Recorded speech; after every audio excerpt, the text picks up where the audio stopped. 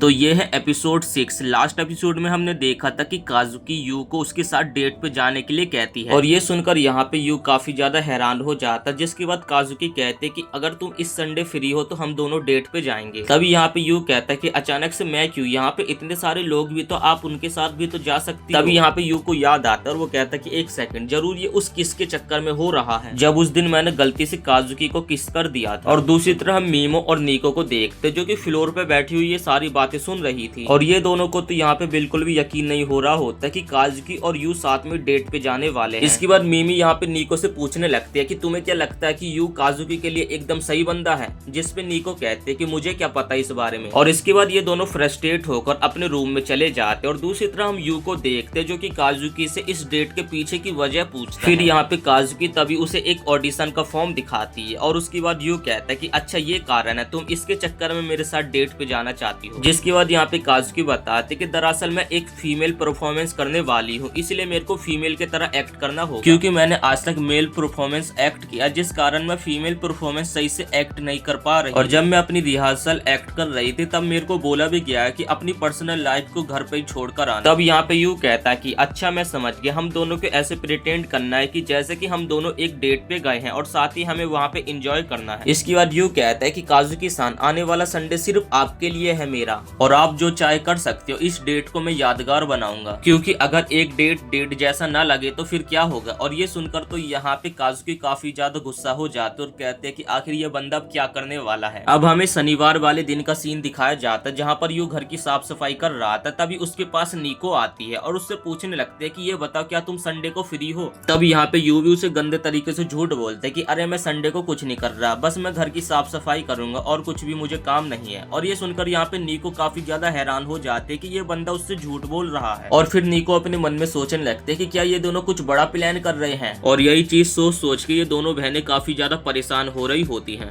अब यहाँ पे ये चारों साथ में डिनर करने लगते और यहाँ पे काजुकी और यू आंख मार के एक दूसरे से इशारों में बात कर रहे थे। और ये देखकर यहाँ पे इन दोनों बहनों के अंदर का ज्वालामुखी फटने लगता है। सीन शिफ्ट होता है और फाइनली हमें डेट वाले दिन का सीन दिखाया जाता है जहाँ पर यू काजुकी का अभी इंतजार कर रहा था। और यही हम यहाँ पे निको और मीमो को देखते जो कि यहाँ पे उन दोनों के ऊपर छुप छुप के नजरें रख रही थी। और तभी हम यहाँ पे काजुकी को देखते जो कि काफी ज्यादा सुंदर लग रही थी और उसकी सुंदरता देखकर तो यहाँ पे यू के भी होश उड़ जाते हैं। और तब यू कहता है कि काजुकी-सान, आप काफी ज्यादा सुंदर लग रहे हो, जिसपे यहाँ पे काजुकी उसके मुंह पे एक जोर का रख देती है। इसके बाद काजुकी कहते कि मुझे माफ करना, मैं थोड़ा सा लेट हूँ। और दूसरी तरफ निको और मीमो को देखते जिन दोनों के तो आंखें फटी की फटी रह जाती हैं। इसके बाद यू यहाँ पे दोबारा से काजुकी की तारीफ करने लगता है कि मैं सच कह रहा हूँ, आप काफी ज्यादा सुंदर और बवाल लग रही है। फिर काजुकी बताते कि दरअसल जो मैं फीमेल लीड करने वाली वो कुछ इस तरीके का ही दिखता है, तो इसलिए मैं इस तरीके से बनकर आई। तो चलो अब हम अपनी डेट को स्टार्ट करते हैं। सबसे पहले ये लोग एक एक्वेरियम के पास पहुंचते जहाँ पर अपना बंदा कहता है कि सबसे पहले हम एक्वेरियम घूमने के लिए जाएंगे। और अपने मन में यहाँ पे यू कहता है कि मैं काजुकी-सान को काफी अच्छा फील कराना चाहता हूँ। और दूसरी तरफ मीवी और निको को देखते जो कि इन दोनों का फूक फूक के पीछा कर रही थी। फिर अगले सीन में हम देखते कि ये दोनों यहाँ पे एक डॉल्फिन का शो देख रहे थे जो कि काजुकी और यू को काफी ज्यादा पसंद भी आ रहा था। और काजुकी तभी यहाँ पे अपने मन में सोचने लगते कि मुझे ज्यादा अच्छा दिखने के लिए आखिर क्या करना चाहिए और आखिर ऐसी कौन सी चीजें होती है जो कि लड़कों को पसंद आते। और ये सारी चीजें सोचकर यहाँ पे काजुकी काफी ज्यादा इरिटेट हो रही थी। इसके बाद यू काजुकी को कहता है कि देखो, तुम जो कुछ सोच रही हो अपने मन में उसे छोड़ो और जो यहाँ पे प्रेजेंट टाइम में चल रहा है उसे एंजॉय करने की कोशिश करो।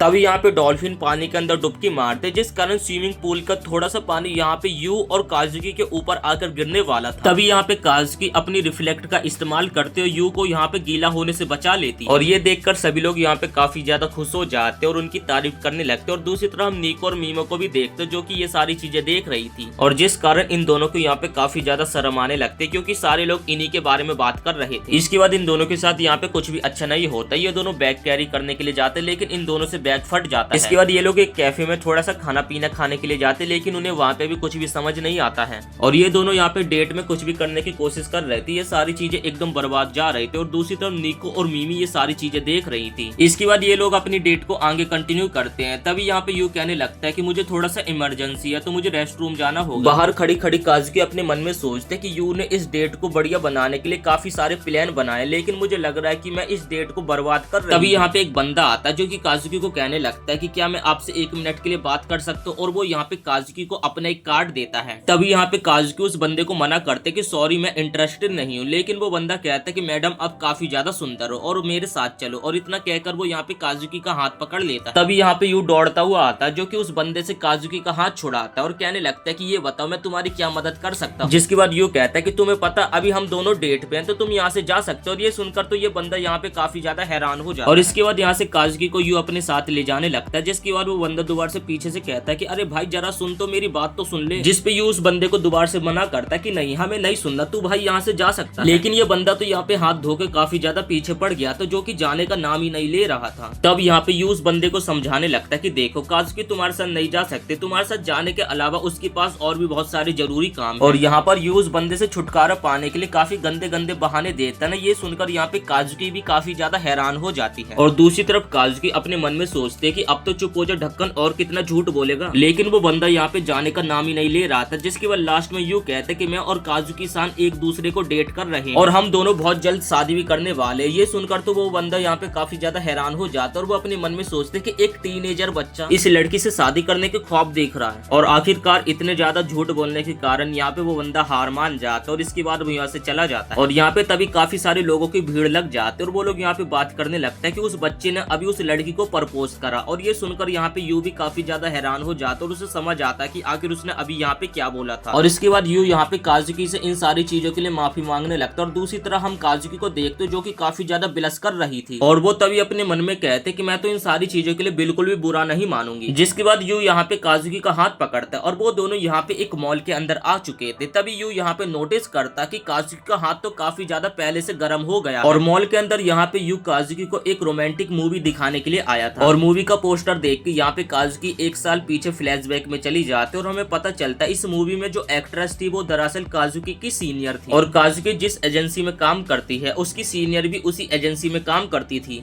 लेकिन उसने अपना एक्ट्रेस का करियर बीच में ही छोड़ दिया था, जिस कारण लोगों को भी काफी ज्यादा बुरा लग रहा था। और जो काजुकी की सीनियर थी वो हमेशा मेल परफॉर्मेंस करती थी, लेकिन इस मूवी के अंदर पहली बार उसने फीमेल परफॉर्मेंस करा था। और इसी कारण काजुकी ने आज तक ये मूवी नहीं देखी कि आखिर उसकी सीनियर ने इस मूवी में कैसा परफॉर्मेंस करा होगा। इसके बाद यहाँ पे काजुकी मूवी देखने लगते और वो मूवी देखकर यहाँ पे काफी ज्यादा हैरान हो जाते कि एक फीमेल होते हुए भी उन्होंने मेल परफॉर्मेंस कितनी ज्यादा जबरदस्त। इसके बाद ये लोग यहाँ से मूवी देखकर निकल जाते। तभी काजुकी को यहाँ पे किसी की गॉसिप सुनाई देती है कि वो लोग यहाँ पे बात कर रहे थे वो लड़की कितनी ज्यादा अगली थी और उसकी फीमेल परफॉर्मेंस भी बहुत ही ज्यादा बेकार थी। और ये सुनकर यहाँ पे काजुकी काफी ज्यादा हैरान हो जाती है। तभी यहाँ पे काजुकी को अपने डैड की बात याद आती है कि जिन्हें उसके ऊपर काफी ज्यादा भरोसा है कि काजुकी तुम कुछ भी कर सकती हो, तुम किसी भी फील्ड में एकदम परफेक्ट। और दूसरी तरफ यू भी अपने मन में सोचने लगता है कि आखिर ये मूवी मैंने काजुकी सान को क्यों दिखा दे। ये मूवी देखकर तो वो काफी ज्यादा डिमोटिवेट हो गई होगी क्योंकि इस मूवी के अंदर काजुकी के सेनपाई ने बेटर परफॉर्मेंस नहीं किया। तो ये सोच के यहाँ पे यू काफी ज्यादा बुरा फील कर रहा था। और दूसरी तरफ हम नीको और मीमो को भी देखते हैं, जिन दोनों का भी यहाँ पे मूड खराब हो गया होता है कि आखिर डेट पे ऐसी बेकार मूवी कौन ही दिखाता है। इसके बाद यू काजुकी को एक जगह पे लेकर आ जाता है और कहने लगता है कि काजुकी सान ये हमारे डेट का एक आखिरी टूर है। तभी यहाँ पे काजुकी एक फेरी को देखते और जो कि कहने लगती तो क्या मुझे इस पे चढ़ना होगा। यू कहने लगता है कि हाँ बिल्कुल हम दोनों को इसके ऊपर जाना होगा। दूसरी तरफ नीको और मीमी भी सोचने लगती है कि आखिर ये बंदा उसे फेरी के ऊपर क्यों ले जाना चाहता है। तभी यहाँ पे अचानक से दो बंदे गुजरते जो कि कहने लगते कि तुम्हें पता अगर कोई इस व्हील के ऊपर कपल जाता है जो कि एक दूसरे से काफी ज्यादा नफरत करते, लेकिन एंड दी एंड वो दोनों एक दूसरे से प्यार करने लगते हैं। और ये सुनकर यहाँ पे ये तीनों काफी ज्यादा हैरान हो जाती है। इसके बाद हम यू को देखते जो कि कहता है कि काजुकी सान ये हमारे डेट का आखिरी टूर है। और इसके बाद वो काजुकी का हाथ पकड़ता है और उसे फेरी के ऊपर लेकर चला जाता है। इसके बाद हम देखते कि ये दोनों फेरी के अंदर बैठ जाते और काजुकी यहाँ पे यू को देखकर काफी ज्यादा बिलस कर रही होती है और वो अपने मन में सोचती है कि इस बंदे ने कितना ज्यादा मेहनत करी है ताकि हमारी ये डेट एकदम बेटर जाए और मैं एकदम बेटर फील करूं। इसके बाद यहाँ पे काजुकी अपनी पास्ट की बातें सोचने लगती है कि पास्ट में उसने कितनी ज्यादा मेहनत करी थी जिस कारण वो इस मुकाम तक आई। इसके बाद हम देखते हैं कि यहाँ पे इन दोनों की फेरी की राइड हो जाती है और ये राइड काफी ज्यादा बेटर गई थी जिस कारण यहाँ पे काजुकी भी काफी ज्यादा बिलस कर रही है। और तब काजुकी अपने मन में सोचती कि मैंने आज तक वैसी परफॉर्मेंस दी जो कि लोग देखना चाहते थे, लेकिन मैं अब अपनी तरफ से एक बेटर परफॉर्मेंस दूंगा और अगर इसमें मैं फेल होती भी हूँ तो जो लोग मुझे पसंद करते वो लोग मुझे सपोर्ट जरूर करेंगे। और तभी हम देखते कि काजुकी एकदम से रुकती जो कि यू के काफी ज्यादा क्लोज आ जाते और उसके कान में कहने लगती कि तुम्हें पता जो हम दोनों की किस हुई थी वो मेरी फर्स्ट किस और तुमने कहा था कि उस किस को भूल जाना, लेकिन मैं उस किस को जिंदगी भर नहीं भूल सकती। और ये सारी चीजें देखकर तो यहाँ पे काजुकी की दोनों बहनों की आंखें फटी की फटी रह जाती है। इसके बाद हम यू को देखते जो कि घर पे आ जाते और उसका यहाँ पे काफी देर से इंतजार मीमो और नीको कर रही थी ऐसा वो दिखाता। तभी यू कहता है कि मुझे माफ करना मैं आज थोड़ा सा लेट हो गया, मैं तुम दोनों के लिए जल्दी से खाना बना देता हूँ। तब यहाँ पे ये दोनों कहने लगते कि यू ये बताओ आखिर तुम्हें देर क्यों हो गई। और ये सुनकर यहाँ पे यू काफी ज्यादा हैरान हो जाता कि इन दोनों बहनों ने पहली बार उसका नाम लिया। और तब यू यहाँ पे कहने लगता है कि फाइनली अब हम लोग एक फैमिली की तरह लग रहे हैं। और इसी के साथ ये एपिसोड यहीं पे समाप्त हो जाता है।